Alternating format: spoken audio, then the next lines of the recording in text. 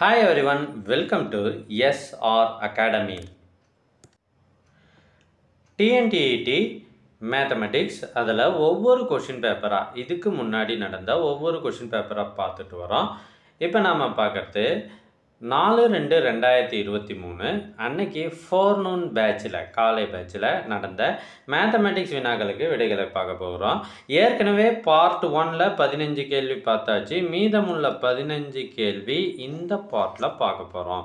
So question number 106லேருந்து 120 வரை 15 கேள்வியும் ஒவ்வொன்றும் ஒவ்வொரு விதத்தில் இருக்கும். ஸோ வீடியோவை கடைசி வரை ஸ்கிப் பண்ணாமல் பாருங்கள். ரொம்ப ரொம்ப முக்கியமான வீடியோ. 106 இந்த கேள்வி பார்க்க போகிறோம். முத்து 24 முட்டைகளை ரூபாய் 96க்கு வாங்கினார். அவற்றில் 4 முட்டைகள் உடைந்துவிட்டன. மீதியை விற்பனை செய்ததில் 36 ரூபாய் நட்டம் எனில் முட்டைக்கான விற்பனை விலை எவ்வளவு? 24 முட்டைகளை வாங்கிய விலை அல்லது அடக்க விலை ரெண்டுமே ஒன்று தான். இஸ் ஈக்குவல் டு 96 ரூபா. இந்த வாங்கின விலையில் அவருக்கு நஷ்டம் ஏற்பட்டுருச்சு.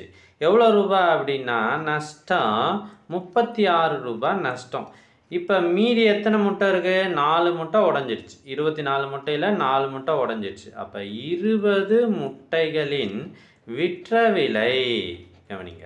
நஷ்டத்தை கழிச்சிடணும். 96 ரூபாயில் 36 ரூபாய் போச்சுன்னா 60 ரூபா. ஸோ 20 முட்டைகளின் விற்ற விலை 60 ரூபா. அப்போ ஒரு முட்டையின் விற்ற விலை என்னன்னா 60/20 இஸ் ஈக்குவல் டு 3 ரூபாய்.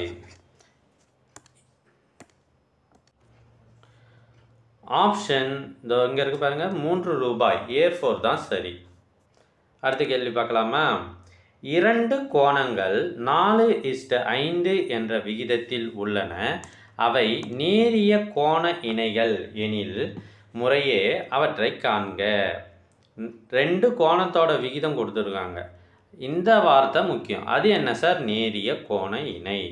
நேரிய கோண இணை நாம் ஒரு கோட்டில் அமைந்த கோணங்கள் அப்படின்னு படிச்சிருப்போம். இப்போ அதற்கான வார்த்தை மாறியாச்சு பாருங்கள். நேரிய கோண இணை, லீனியர் பெயர். அதாவது அந்த 2 கோணத்தையும் கூட்டினா நமக்கு 180 டிகிரி வரணும். அத்தோட அது 4:5 என்ற விகிதத்தில் இருக்கணும்.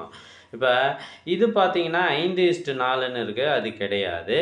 இது 4:5ன்னு இருக்குது, கூட்டி பார்த்தாலும் 180 வருது. அப்போ இதுதான் ஆன்சர். மற்றதையும் செக் பண்ணிக்கலாம். இதை கூட்டி பார்த்தீங்கன்னா 90 வருது, இதை கூட்டி பார்த்தீங்கன்னாலும் 90 வருது. அதனால் இது ரெண்டும் கிடையாது.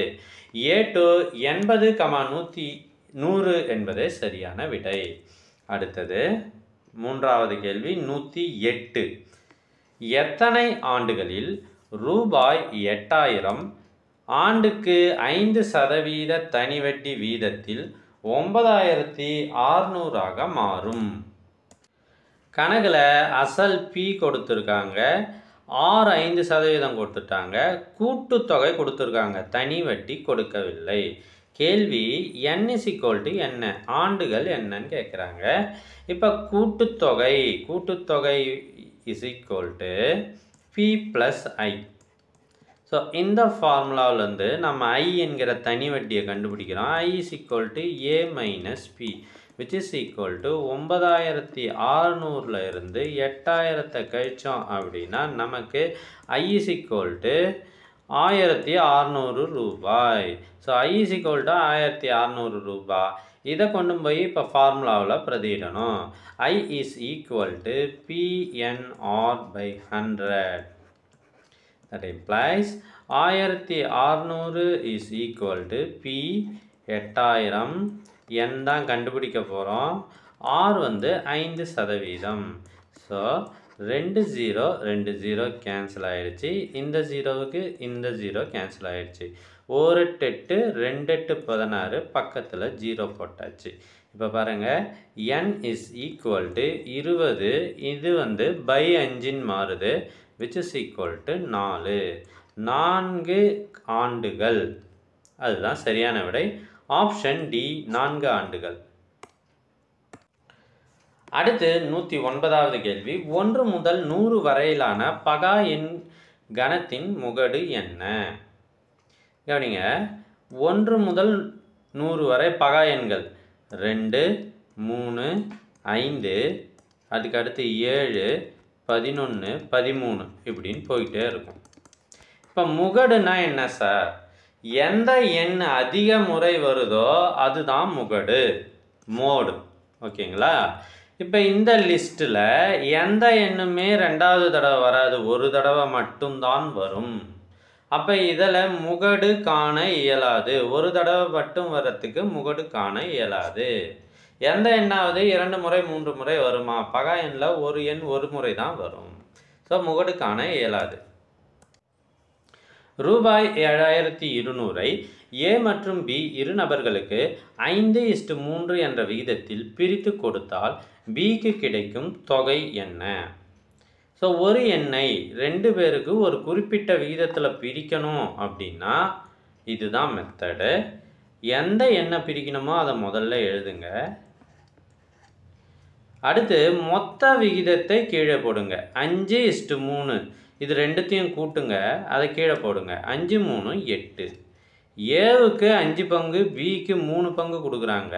இப்போ கேட்குற கேள்வி பிக்கு எவ்வளோ கிடைக்கும் அப்படின்னு கேட்குறாங்க. அதனால் பிக்கான 3 பங்கை மேலே போடுங்க. 7200ல் 8ல் 3 பங்கு கண்டுபிடிக்க வேண்டும். அடித்தோம் அப்படின்னா 9 8 72, 2 0 போடுங்க. 3 9 27, 2 0 போடுங்க. விடை 2700, ஆப்ஷன் A3. அடுத்த கேள்வி பார்க்கறதுக்கு முன்னாடி ஒரு முக்கியமான அறிவிப்பு. உங்களுக்கு இதுக்கு முன்னாடி நடந்த 8 செட்டு கொஷின் பேப்பர் வித் ஆன்சரோட பிடிஎஃபாக வாட்ஸ்அப்பில் வேணுமா?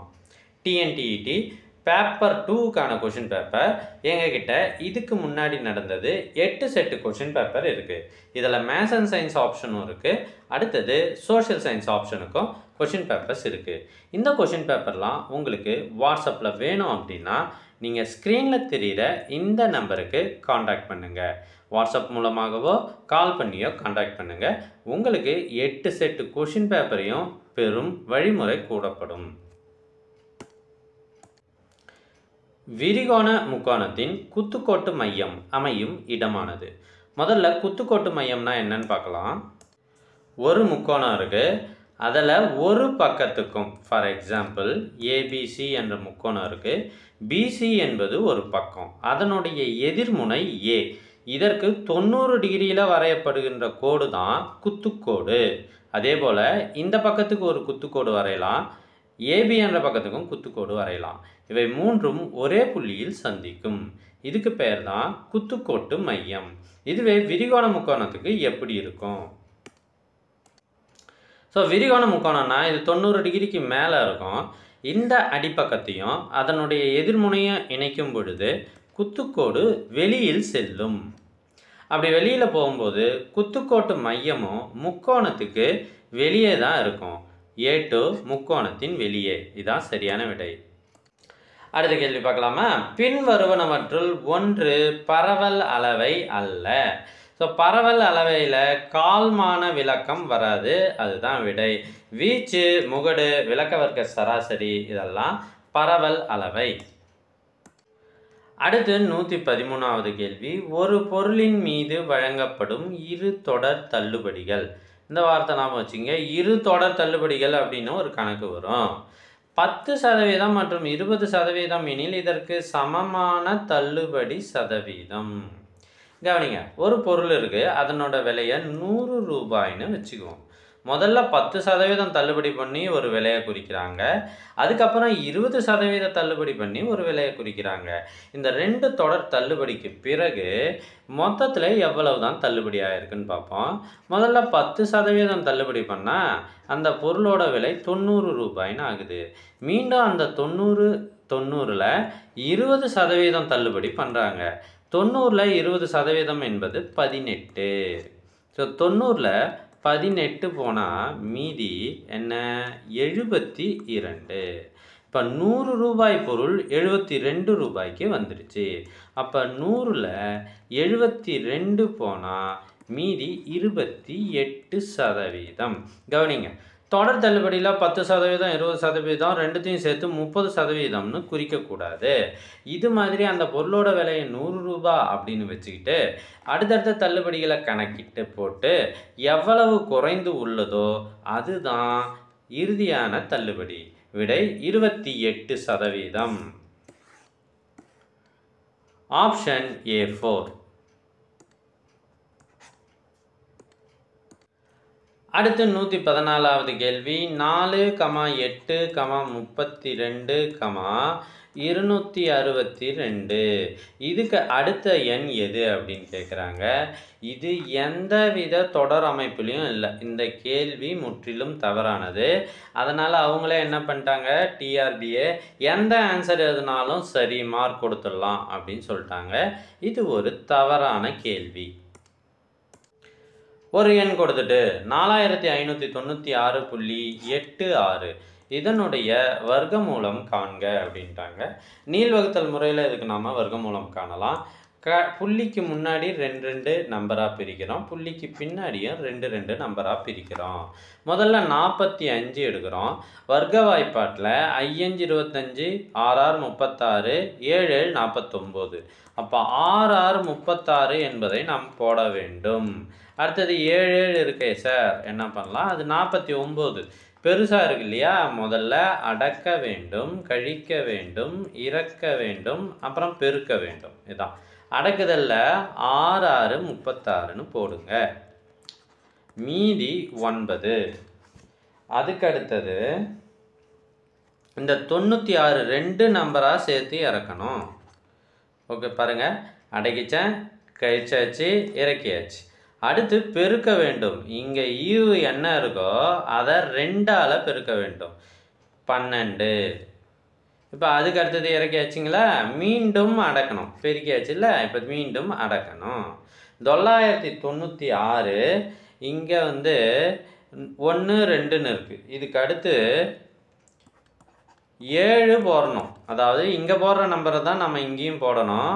அதான் நீள்வகுத்தல் முறை. இது ரெண்டுத்தையும் நம்ம பெருக்கணும் அப்படின்னா 7 49 மீதி 4 2 14 18 மீதி 1 1 7 7 1 8 889 வருது. அப்போ 2 இடத்துல என்ன போடுறேன், 889 வருது. ஸோ கழிச்சோம் அப்படின்னா 107. அடுத்தது புள்ளி இருக்குது, புள்ளியை மேலே வச்சுடுங்க. அடுத்து 84 அப்படியே இறக்குங்க. இப்போ மீண்டும் என்ன பண்ணோம், ஈவை பெருக்க வேண்டும். 67 பெருக்கனா 134ன்னு வருது. அடுத்து இங்கே போட போகிற நம்பரும் இங்கே போட போகிற நம்பரும் ஒன்றா தான் இருக்கணும். சரியாக 8 போட்டு இதை நாம் பெருக்கணும்னா இதையும் 1348யும் 8யும் பெருக்குனா 10784ன்னு வருது. ஸோ மீதி 0. அப்போ விடை என்ன பாருங்கள், 67.8. ஆப்ஷன் A1 தான் சரியானது. x plus x minus 1/x = 5. x³ minus 1/x³ மதிப்பை காண்க அப்படின்ட்டாங்க. இது ஒரு ஃபார்முலா, அல்ஜிப்ராவில் வர ஒரு ஃபார்முலா இருக்குது. என்ன சார் அப்படின்னா, a minus b ஹோல் கியூபுக்கு இப்படி ஒரு ஃபார்முலா இருக்குது. என்ன, a³ minus b³ minus 3ab into a minus b. இதை ஞாபகம் வச்சுக்கோங்க. இந்த ஃபார்முலாவில் கொண்டு போய் இதை சப்ஸ்டியூட் பண்ணோம். இந்த கணக்கு கேட்டால் இந்த ஃபார்முலா தான் போடணும். இதுவே a minus b ஹோல் கியூபுக்கு இன்னொரு ஃபார்முலா இருக்குது. a³ minus 3a² b plus 3ab² minus b³ அதில் போட்டிங்க அப்படின்னா ஆன்சரு வராது. அது தவறாக போய்விடும். இதில் எடுத்து சப்ஸ்டியூட் பண்ணி பார்க்குறேன். ஏவுக்கு பதிலாக எக்ஸ் இருக்குது, பிக்கு பதிலாக 1/x இருக்குது. அப்போ x minus 1/x the whole cube is equal to x³ minus 1/x³ minus 3 into ab. a என்பது x, b என்பது 1/x into x minus 1/x. ஓகேங்களா, எக்ஸும் எக்ஸும் கேன்சல் ஆயிடுது. இப்போ பாருங்கள் இதனோட வேல்யூலாம் நம்ம சப்ஸ்டியூட் பண்ணுறோம். எக்ஸ் மைனஸ் 1/xோட value 5. 5 cube is equal to X cube minus 1/x cube. இதை தான் நம்ம கடைசியாக கண்டுபிடிக்க போகிறோம். -3 இன்ட்டு இதனோட மதிப்பு 5 போட்டாச்சு. ஸோ இது இந்த பக்கம் வந்தால் கூட்டலில் வந்துடும். 5 கியூப் என்பது 125. -15 இந்த பக்கம் வந்தால் +15 மாறுது. Which is equal to 140. ரெண்டுத்தையும் கூட்டினா 140 வருது. So X cube minus 1/x கியூபோட வேல்யூ 140. A1 தான் சரியான விடை. நம்ம சேனலில் டிஎன்டிஇடிக்கு போட்ட அனைத்து வீடியோக்களும் உங்களுக்கு வேண்டுமா? அதுக்கு நீங்கள் செய்ய வேண்டியது முதல்ல நம்ம சேனலை சப்ஸ்கிரைப் பண்ணுங்கள். அதுக்கப்புறம் கமெண்ட் ஓப்பன் பண்ணுங்கள். ஃபஸ்ட்டு கமெண்ட்டில் TNTET maths previous year question papers எல்லாத்துக்குமே விடை போட்டுட்டு இருக்கோம். அதை நீங்கள் ஓப்பன் பண்ணி ஸ்க்ரோல் பண்ணி பார்த்தீங்கன்னா நிறைய வீடியோஸ் வரும். ஒவ்வொன்றுத்தையும் பார்த்து பயன்பெறவும். So TNTET previous year question paper படிக்கிறதால என்ன சார் யூஸு அப்படின்னா, இதே மாதிரி மாடலில் தான் கட்டாயம் கேள்விகள் வரும். ரிப்பீட்டட் கொஷின்ஸ் நிறைய உண்டு. அதனால் கட்டாயம் இதை பாருங்கள். இன்னும் 4 கேள்வி தான் இருக்குது. ஒரு கூடையில் 35 ஆப்பிள்கள் 21 ஆரஞ்சுகள் உள்ளன. இப்பழங்களை சமமாக நீங்கள் ஏழ்மை நிலையில் உள்ள குழந்தைகளுக்கு கொடுத்து உதவ நினைக்கிறீர்கள் எனில் அதிகபட்சமாக எத்தனை குழந்தைகளுக்கு நாம் உங்களால் உதவ முடியும்? கவனிங்க, இதில் எல்சிஎம் கண்டுபிடிக்கணுமா ஜிசிடி கண்டுபிடிக்கணுமா? அதாவது நிறைய ஆப்பிள் இருக்குது, அதை பங்கு போடுறோம் அப்படின்னா நாம் ஜிசிடி மீ பே வா அதை கண்டுபிடிக்கணும். என்ன சார் கண்டுபிடிக்கணும்னா 35க்கும் 21க்கும் மீ பே வா கண்டுபிடிச்சா விடை வந்துடும். 35, 21 இதை 7ஆம் வாய்ப்பாட்டால் போட்டோம் அப்படின்னா 5 35 3 21. இது ரெண்டுத்துக்கும் பொதுவான காரணிகள், வாய்ப்பாடு எதுவும் இல்லை. அப்போ விடை 7 தான் சரியான விடை. விடை 7. 118வது கேள்வி. நடக்க இயலாத நிகழ்ச்சியின் நிரப்பு நிகழ்ச்சியை கூறுக அப்படின்னு சொல்லியிருக்காங்க. நிரப்பு நிகழ்ச்சி நடக்க இயலாத நிகழ்ச்சின்னா, இப்போ ஒரு காசை சுண்டி போடும்போது பூ விழும் அல்லது தலை விழும். இப்போ வேறு ஏதாவது கேள்வி கேட்கலாமா? அதில் காய் விழுமா? அதில் 5 வருமா? அது மாதிரி கேள்வி கேட்டால் அது நடக்க இயலாத நிகழ்ச்சி.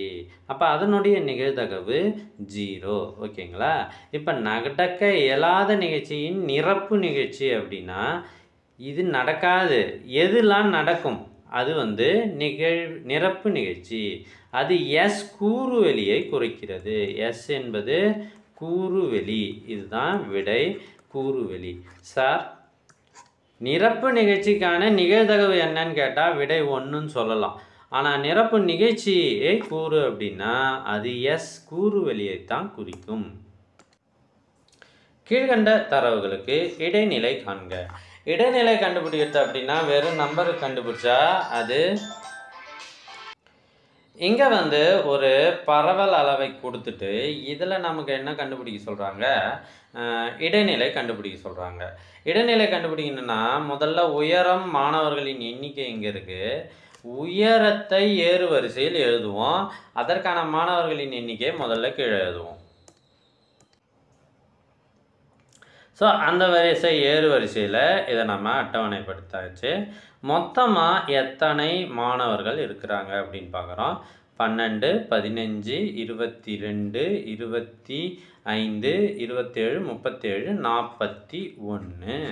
ஸோ இந்த 41ல் சரிபாதி எடுங்க. ரைட்டுங்களா? 20.5ன்னு வருது. அதை நம்ம 21ன்னு ரவுண்ட் பண்ணுறோம். இதில் 21வது மாணவர் எந்த ஹைட்டில் இருக்கிறாரோ அதுதான் இடைநிலை. பாருங்கள், முதல் 8 மாணவர்கள் 8, இது 12 மாணவர்கள் வரை, இது 15 மாணவர்கள், இது 22 மாணவர்கள். எப்படி சார் கூட்டுறீங்கன்னா 8 மாணவர்கள் வரை, இது 8 4 12 மாணவர்கள் வரை 152. அதுக்கப்புறம் 3 கூட்டுறேன் 15 மாணவர்கள், அதுக்கப்புறம் 7 கூட்டுறேன் 22 மாணவர்கள் வரை இங்கே இருக்காங்க. ஸோ நம்ம 21வது மாணவரோட ஹைட் என்ன? 155. அப்போ விடை 155 தான் சரி.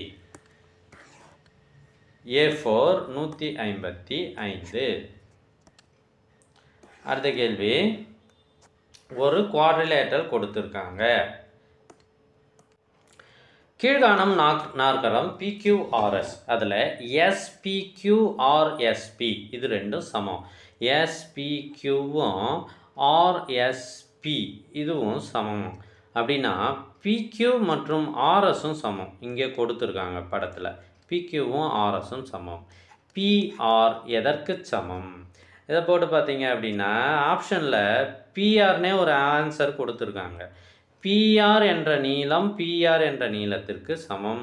A2 தான் சரியான பதில். ஸோ இந்த வீடியோ உங்களுக்கு பிடிச்சிருந்தால் லைக் பண்ணுங்கள், உங்கள் ஃப்ரெண்ட்ஸுக்கு ஷேர் பண்ணுங்கள். தேங்க்யூ ஃபார் வாட்சிங்.